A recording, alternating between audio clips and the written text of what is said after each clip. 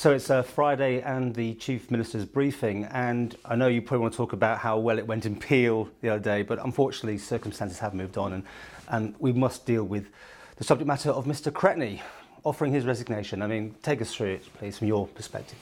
Well, until the announcement was made at the scrutiny committee that Mr Cretney had taken this action, I knew nothing about it, so that was a complete surprise to me. The issue was raised, though, then later on in the Council of Ministers.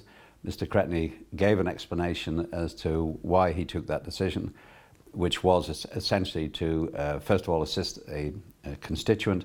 He was concerned that the Department of Education was not explaining clearly enough the longer-term strategy and the general background to the decision that was being made. And he felt that by giving this information to the individuals, he was helping clarify the debate. It is against Common rules. It is totally against Common rules. Leaking confidential documents from Council is forbidden. And I have to say, I am very, very disappointed that Mr Cretney has taken this action. He knew what the situation was. He's been a long-term member of the Council of Ministers. It's part of the rules of engagement when any minister is appointed, this position is identified to them. And as I say, I'm very, very disappointed with the outcome. There was, sorry. I was going to say, the trouble is, you know where I'm going to go with this, is you've sacked people and you haven't sacked him. I mean, we had this discussion, did you push or were they jumping? And you were saying definitely you were pushing them off. Now, this is a clear case. He's breached rules. Should you not have sacked him? It has been a very finely balanced decision. Mr Cretney gave his explanation, not just to me, but to the Council of Ministers. The whole Council debated this. Obviously, like myself, they were very disappointed at Mr Cretney's actions. But on balance, they felt there were some mitigating circumstances which, at this case, merited a final warning. If it happens again, then clearly we can't go any further. I think the circumstances which saved the day were, in fact, that most of this information was released into the public domain shortly after that exchange of views was taken with the objectors. The Department of Education gave presentations to members, to the press. It was in the media and in the wider arena. So it was confidential at the time that the leak took place, but it was made public very shortly afterwards. So on that basis, the Council, I think, considered that there were some extenuating circumstances and were prepared to make an allowance this time.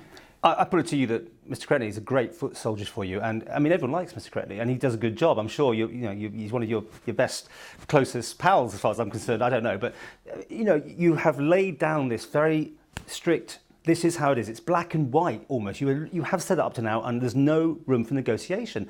And now clearly, you have got room for negotiation. I can fully understand your view and the public's view on this. I have been left in a very, very difficult position with both decisions, frankly, with Mr Carron and with Mr Cretney. With Mr Carron, there were other circumstances which related to that final decision. I've been over them. I don't really want to go over all that again. I have to say and repeat, though, that it was with deep regret that I had to ask Mr Carron to leave. I have a lot of respect for Mr Carron for the work he did as Education Minister. He was certainly growing into the job and making a positive contribution to Council Ministers and indeed working very closely with myself. So in that sense, that wasn't a decision which was taken lightly or for any other reasons other than breach of collective responsibility. The decision with Mr Cretney was, I have to say, a very finely balanced one.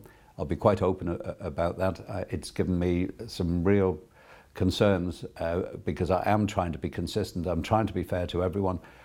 I have to respect, though, also that in this case that there were some mitigating circumstances, and also Mr Cretney is it's not anything to do with personal friendship. Mr Cretney, though, is one of the most senior members of the House of Keys. He's been one of the longest serving ministers and is doing a very good job in the Department of Infrastructure. Was it stage managed, though, in the sense that you asked him beforehand, put in your resignation, we won't accept it, but that'll give you the slap that I have to be seen to be doing to you? Because, I mean, you could have just gone in there and sacked him, but he got in there first, did he, to say, I'm resigning if you take it? Events move very quickly. I knew nothing about it at all, as I say, until the Thursday morning, till the statement was made before the Scrutiny Committee. Council was sitting at the time when that announcement was made, so it was appropriate that went straight into Council for discussion, because none of us knew anything about it at that stage. There was no deal struck, nothing like that. There was no time even to consider it. We were all completely in the dark on it. And it was only when Mr Cretney explained at the council meeting what had happened that we were then able to make a decision on it. So no reshuffle then? This is not the time now to start thinking, well, maybe we better move people around a bit? No, well, I'm still obviously working on some changes. Unfortunately, it's taken me a bit longer than anticipated. I've had a very heavy workload this week, and I just haven't had a chance to see on a one-to-one basis some of the individuals I need to speak to. That's the only reason there's been any delay, but there will be an announcement as soon as I can get it finished. I had hoped to be finished for today, but it'll probably be next week now. But clearly I want, and I think the island and government needs a period of calm. We need to settle all this down and move on. The island is facing some very, very difficult challenges. Important in some ways, though these issues might be, they are a major distraction from the real work that we have to do, which is rebalancing the budget and growing the economy. So I hope we can get back to the day job very quickly.